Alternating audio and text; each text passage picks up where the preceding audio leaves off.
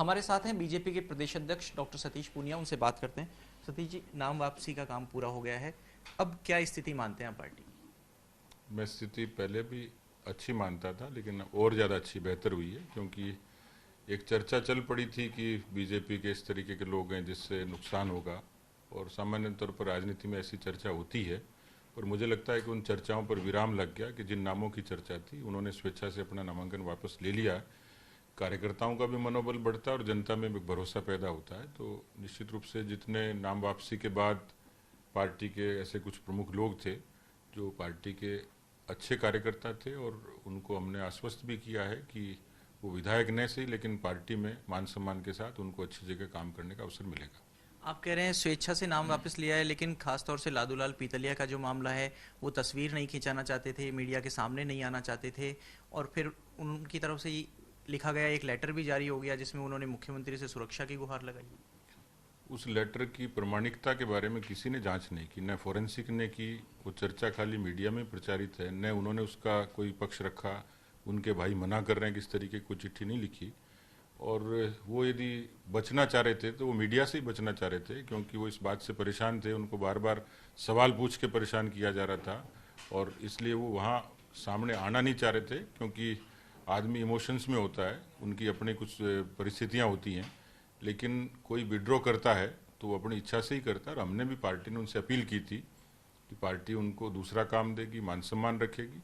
उन्होंने परिवार में चर्चा की, जिसका उन्होंने उल्लेख किया कि मेरे ऊपर परिवार का दबाव था, तो उनके परिवार के सब सदस्यों ने एकमत होकर ये फैसला किया कि उनको पार्टी के हक में अब पर्चा विड्रॉ कर लेना चाहिए। क्योंकि सामान्य तौर पर विचार से वो पार्टी से पहले से जुड़े हुए हैं। जो आदमी राम जन्मभूमि के लिए 41 लाख रुपए दे सकता है तो उसके कमिटमेंट में कहीं कमी नहीं है, और इस लिहाज से उन्होंने उचित समझा। उनके विड्रॉल के बाद पार्टी मजबूत भी हुई है, कांग्रेस के खेमे में निराशा भी हुई है, क्योंकि उन्होंने मुंह धो रखा था कि पीतलिया जी लड़ेंगे और वो आसानी से जीत जाएंगे। तो कांग्रेस की गणित सिर्फ इतनी थी, उन्होंने नीचे कोई काम नहीं किया। उनके सरकार से नाराजगी है, केवल इक्वेशन पे डिपेंड थे, वो इक्वेशन खत्म हो गई। लेकिन पीतलिया का अपने कार्यकर्ता के साथ में एक बातचीत का ऑडियो भी वायरल हो रहा है जिसमें वो स्थानीय यूनिट, राजस्थान की यूनिट के लिए तो नहीं कह रहे, लेकिन वो कह रहे हैं कि ऊपर से दबाव था और इस कारण से उनको नामांकन वापस लेना। नहीं, उनको न ऊपर से था न नीचे से था। वो ऑडियो मैंने देखा है, उसमें कहीं ऐसा कोई कंटेंट नहीं है जो कोई आपत्तिजनक हो या कोई इलीगल हो। सामान्य बातचीत थी, ऐसी बात आदमी सामान्य तौर पे करता है। और उसकी ऑडियो की प्रमाणिकता भी, क्योंकि वो ट्रांसक्रिप्ट होके छपा है, उसकी भी कोई प्रमाणिकता मैं मानता नहीं हूँ। और वो जब बीच में आएंगे, अब 2 दिन के लिए उन्होंने कहा कि मैं गुरु महाराज के पास जाऊंगा, वो बीच में आएंगे तो बात स्पष्ट हो जाएगी। उनके समर्थक ऐसा कह रहे हैं कि अब वो प्रचार में नहीं उतरेंगे बीजेपी के, क्या पार्टी उनको मना पाएगी इसके लिए? बिल्कुल वो प्रचार करेंगे और सारा ही काम करेंगे। वो आएंगे तो सारी बातें स्पष्ट भी हो जाएंगी। लेकिन मैं ये मानता हूँ कि ये कांग्रेस का प्रोपोगेंडा था, कि कांग्रेस इस बात से आहत थी कि उनकी इक्वेशन गड़बड़ होगी, तो इसको सियासी तौर पर बीजेपी के खिलाफ कैसे इस्तेमाल करें। तो खाली उस चिट्ठी को और उस ऑडियो को ही वो आधार बना के ये सारी चीज़ें कर रहे हैं। तो मुझे लगता है कि इससे बीजेपी की गणित पे न कोई फर्क पड़ेगा, न मतदाताओं पे, न कार्यकर्ताओं पे। हम लगभग उस सीट पर सुरक्षित हैं, पार्टी निश्चित रूप से जीतेगी। आप पहले कह रहे थे कि लोकतंत्र है, सभी को चुनाव लड़ने की छूट है, कोई भी चुनाव लड़ सकता है, आरएलपी हो चाहे निर्दलीय हो, लेकिन फिर पीतलिया को बैठाने के लिए मनाने की कोशिश क्यों की गई? क्या पार्टी को इससे वाकई में फर्क पड़ रहा था? नहीं, फर्क तो चर्चाओं में था ना। आप लोगों ने बना दिया कि पीतलिया जी ने पिछली बार 30,000 वोट लिए, पीतलिया जी खड़े रहेंगे तो बीजेपी के 30,000 वोट कम हो जाएंगे। अभी आप ये बता दीजिए 30,000 जुड़ जाएंगे तो हम जीत जाएंगे, इसलिए हमने उनको बैठाया। आरएलपी भी चुनाव मैदान में है, और रामलाल जी आपकी पार्टी के प्रदेश मुख्य प्रवक्ता हैं, वो कह रहे हैं आरएलपी कांग्रेस की बी टीम है। क्या पहले आरएलपी ऐसा नहीं थी, या आपको लगता नहीं था इस तरह की बात? देखिए, मैंने जो कहा मैं कायम हूँ। इस लोकतंत्र में सबको चुनाव लड़ने का हक है। इसमें 700 पार्टियां चुनाव लड़ती हैं, वो भी लड़ रहे हैं। उनका फैसला जनता करेगी, मेरे बयान से नहीं होगा। लेकिन क्या आपको लगता है कि आरएलपी कांग्रेस की बी टीम है? मेरे पास अभी ऐसा कोई प्रमाण नहीं है, आएगा जब बता दूंगा। अध्यक्ष जी, अभी इस चुनाव के लिए कहा जा रहा है कि ये चुनाव सहानुभूति का चुनाव है। क्या केवल जिन लोगों ने अपने परिजनों को खोया उन्हीं के लिए सहानुभूति का चुनाव है, या रतनलाल जाट, खेमाराम मेघवाल और तनसुख बोहरा, इन सब के लिए भी कुछ इस स्तर पर सहानुभूति आपको दिखती है? नहीं, राजनीति की कोई सेट फिनोमेना नहीं है कई बार, लेकिन एक सामान्य परंपरा है, उसमें हमारी पार्टी भी शामिल है, दूसरे दल भी शामिल हैं, और देश में कोई अपवाद नहीं है। सामान्य तौर पर जब ऐसी दुर्घटनाएं होती हैं तो उनके परिवारों को अवसर मिलता है।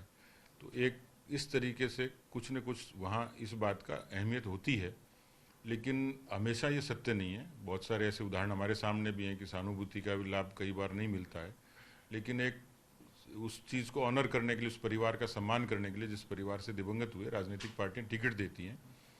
लेकिन एक अरसा हो गया और कुल मिलाकर कांग्रेस जिस मुद्दे पर चुनाव लड़ रही थी, मैं देखता हूं कि मुख्यमंत्री जी अक्सर अपनी सरकार के गुणगान करते हैं कि हमने ये कर दिया। तो 2.25 साल का शासनकाल है। हमारा ये कहना है कि कानून व्यवस्था, बेरोजगारी, कर्जा माफ़ी, ये तमाम इस तरीके के मुद्दे हैं जो सहानुभूति से भी कहीं ज़्यादा आगे हैं।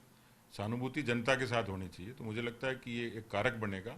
उसकी सहानुभूति की चर्चा होती है, लेकिन आखिरकार पार्टी अपने एजेंडे पे लड़ती है, कार्यकर्ताओं के परिश्रम से लड़ती है, उनका अपना नेटवर्क होता है, जनता के बीच उनकी साख कैसी है, उम्मीदवार की छवि के बारे में भी चर्चा होती है। तो ये सारी तमाम चीज़ें हैं, तो इसमें कोई निश्चित धारणा नहीं है और चुनाव में सारी चीज़ें समग्र रूप से लड़ी जाती हैं। इस चुनाव से पहले 2 सीट कांग्रेस के पास थी, 1 सीट बीजेपी के पास थी। बाद का परिदृश्य आप क्या देखते हैं और क्या ये सरकार के कामकाज के ऊपर जनता का जनादेश होगा?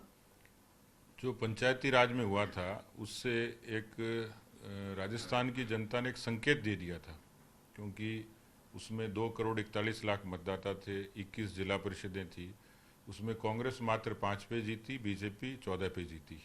तो कुल मिलाकर मतदाताओं का मूड इन सारे मुद्दों पर जिसका मैंने जिक्र किया है उस पर दिखता है, वो अभी बरकरार है। कांग्रेस ने उसके बाद में कोई तीर नहीं मारे हैं, थोथी घोषणाएं करी हैं।